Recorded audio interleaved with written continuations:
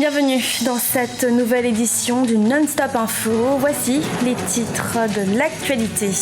Au Gabon, l'élection présidentielle du 27 août approche à grands pas et la coalition du candidat Jean Ping est à la conquête des lecteurs. Au Sénégal, l'importance de la bonne utilisation des réseaux sociaux chez les jeunes. Véritable outil de communication moderne, ces derniers ne sont pas épargnés par les conséquences néfastes de ces nouveaux médias. Et puis en Guinée, zoom sur le métier de cordonnier avec Mamadou Selou Diallo, une activité génératrice de revenus et très pratiquée en Afrique de l'Ouest.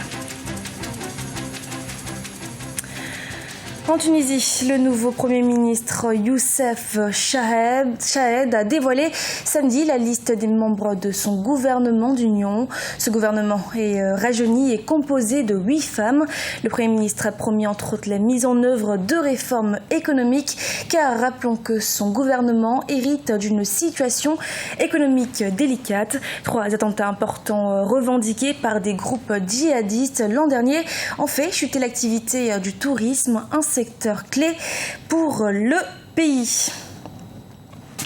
Au Gabon, à l'approche de la présidentielle 2016, une campagne pour l'adhésion massive des populations à la candidature de Jean Ping, qui incarne celle des 3 grands ténors de l'opposition, se met résolument en place. Les détails dans ce sujet préparé par Serge Kofi. Après le ralliement à Jean Ping de Casimiro Yemba et de Guizouban Dama, c'est désormais en trio que les meetings du candidat du Parti gabonais du progrès se font. Ici à Mwanda, dans la province du Haut-Ogooué, la coalition a dressé un bilan négatif du septennat d'Ali Bongo Ondimba. Vous êtes venus librement pour nous rencontrer et pour nous écouter. Moi aussi, je suis venu ici librement. Personne ne m'a forcé à venir. Je suis venu parce que je suis préoccupé par la situation de notre pays. À beaucoup d'égards, la situation de notre pays, le Gabon aujourd'hui, m'inquiète. Elle m'inquiète sérieusement. Mwanda est une ville qui vit au rythme de la compagnie minière de l'Ogooué, la Comilog, qui emploie la majorité de la population active. La ville manque d'infrastructures sociales. Selon Guizouban Dama, cela va changer avec Jean Ping élu à la présidence de la République. Nous mettons en avant d'abord les intérêts du Gabon et des Gabonais. Et que dans ces conditions, il n'y a plus à se demander pourquoi M. Ping et pas M. Casimir Oyemba. Pourquoi M. Ping et pas M. Nzoubandama? Ça n'a plus d'intérêt. L'intérêt, c'est que vous vouliez un candidat unique. Nous avons accepté dans l'intérêt bien compris de la défense du Gabon et des Gabonais. À cette étape de la campagne électorale, les 3 hommes, Jean Ping, Casimir Oyemba et Guizouban Dama, ont donc mis en commun leurs moyens, leurs structures et leur discours pour rassembler le plus grand nombre de mécontents de la politique sociale du président sortant, Ali Bongo Ondimba. Sachez que dans le cadre de cette présidentielle gabonaise, Africa 24 a déployé un dispositif exceptionnel afin de vous faire vivre cet événement. Retrouvez donc chaque jour jusqu'au 26 août en direct de Libreville au Gabon 2 émissions spéciales. Un premier rendez-vous axé sur les grands enjeux du Gabon, présenté par Thierry Ngogang à partir de 19h15 GMT, avec comme thème du jour la gestion des forêts et l'économie verte. Et un second rendez-vous cette fois pour un débat animé par Marie-Angèle Touré à partir de 20h30 GMT et qui aura pour thème la répartition des richesses et la lutte contre la corruption. Au Mali, la Cour pénale internationale s'apprête à juger le Touareg malien Ahmed Al-Mardi pour crime de guerre commis à Tombouctou au début de l'été 2012. L'ex-djihadiste d'Ansardine doit répondre à la destruction de 9 mausolées de la ville aux 333 saints et de la porte de la mosquée Sidi Yahya. Le procès ne devrait durer que quelques jours car l'accusé a décidé de plaider coupable. Les réseaux sociaux sont des moyens de communication aujourd'hui incontournables dans nos sociétés. Ils sont de nos jours utilisés pour s'informer, discuter, faire de nouvelles connaissances. Facebook, Instagram, Twitter, Facebook, WhatsApp, Snapchat, Skype ou encore Viber sont les principaux réseaux qui permettent d'échanger, de publier, de partager des images, des vidéos avec ses proches ou encore les vendre. Au Sénégal, les jeunes aussi s'y invitent et ne sont pas épargnés par les conséquences néfastes de ces réseaux sociaux. El Hadj Indiaya. Au Sénégal, comme dans beaucoup d'autres pays du monde, les réseaux sociaux ont connu un progrès significatif. Les chiffres sur leurs utilisations ont valeur d'exemple. Parmi les 7 millions d'internautes, près de 2 millions sont très actifs sur les réseaux sociaux. Comme dans bien des pays, les motivations sont diverses. Certains sites comme Diaimo.com sont spécialisés dans la vente de produits vestimentaires et autres accessoires sur les réseaux sociaux. Ils font des chiffres d'affaires de plus de 60 millions de francs CFA par mois grâce aux réseaux sociaux. Nous, on a commencé le site Diaimo.com en 2011. En 2011, ce n'était pas un site, c'était une page Facebook. On a commencé par une page et par la suite, lorsque les choses commençaient à marcher, on a créé un site. Le scénario, généralement, comment ça se passe? C'est-à-dire que les gens créent un site et lorsqu'ils veulent se rapprocher de leur communauté, ils créent également des pages Facebook. Nous, on a fait l'inverse. Ça a marché sur Facebook. On s'est dit que donc ça peut marcher sur le web. Donc cela montre l'importance et l'impact des réseaux sociaux sur la vie des gens. Les réseaux sociaux ont beaucoup apporté à ma carrière, à ma jeune carrière d'entrepreneur, de blogueuse, d'activiste.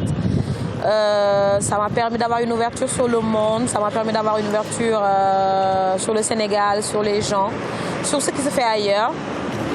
Ça m'a permis d'avoir beaucoup d'expérience. Si certains utilisent ces réseaux sociaux, à savoir Twitter, Instagram, Snapchat, Viber, WhatsApp ou encore Facebook, pour des raisons professionnelles, d'autres par contre cherchent juste à se divertir. Cependant, ces réseaux sociaux ne sont pas utilisés que par des adultes. Les adolescents et les enfants aussi s'y invitent. Ils ne sont pas épargnés par les conséquences néfastes de ces réseaux sociaux. C'est un sérieux problème où on a vu récemment que les résultats du BFM affichent 49% de réussite.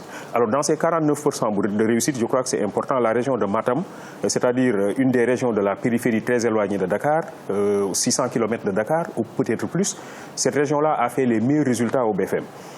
L'une des régions qui a fait les plus mauvais résultats, c'est la région de Dakar. Alors comment expliquer ce phénomène? C'est que justement, nous avons des jeunes totalement épris de réseaux sociaux qui vont vers les réseaux sociaux en n'y prenant que les aspects négatifs. Donc c'est la pornographie, c'est la criminalité, c'est la distraction à outrance, c'est des contenus qui viennent de l'extérieur. À partir de ce moment-là, vous avez des jeunes qui sont complètement dans un espace extraverti, plus connectés à l'extérieur et à l'extérieur négatif qu'à l'intérieur, c'est-à-dire à l'intérieur des valeurs en tant que telles.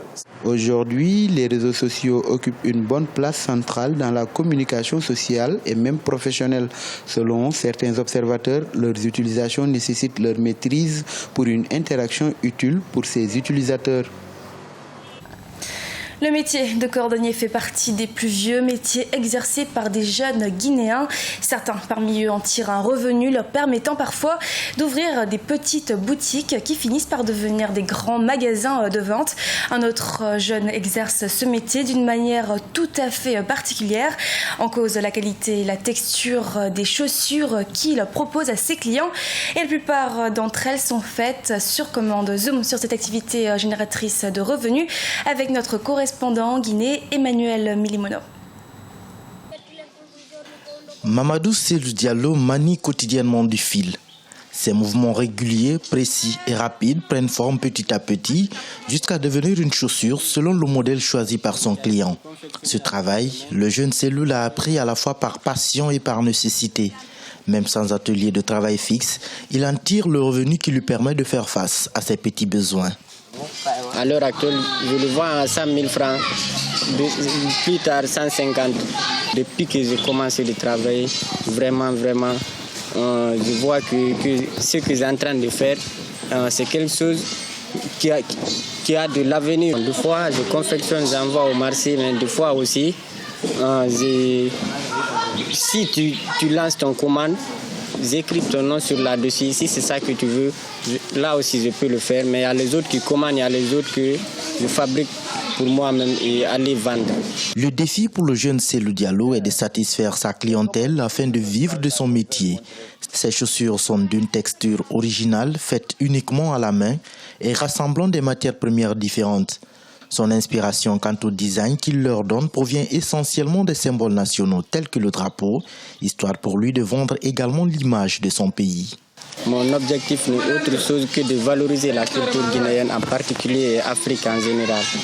Je travaille avec des multicouleurs, j'achète beaucoup de matériel en disant que les rouges, jaunes, verts et avec noir, ça représente notre peau. En Guinée, le chômage des jeunes est une réalité qui touche à la fois ceux qui ont une qualification et ceux qui n'en ont pas. À la perte de ses parents qui s'occupaient de son éducation, le jeune Mamadou Cellou Diallo s'est vite vu confronté à la dure réalité de la vie. Obligé d'abandonner l'école, il a décidé de mettre en valeur ce talent de cordonnier qu'il disposait déjà et en faire une source de revenus. Avec 45 médailles remportées aux Jeux Olympiques 2016, les sportifs d'Afrique ont battu leur record des Jeux Olympiques 2008. À Rio, ils se sont distingués dans 11 disciplines différentes, une grande première. En revanche, ils ont par contre moins gagné de médailles d'or que les années précédentes. Mais mention spéciale toutefois pour le taekwondo où la Côte d'Ivoire et le Niger y ont décroché les deuxièmes médailles olympiques de leur histoire. Également, le Kenya et l'Éthiopie qui ont gagné près de la moitié des médailles africaines.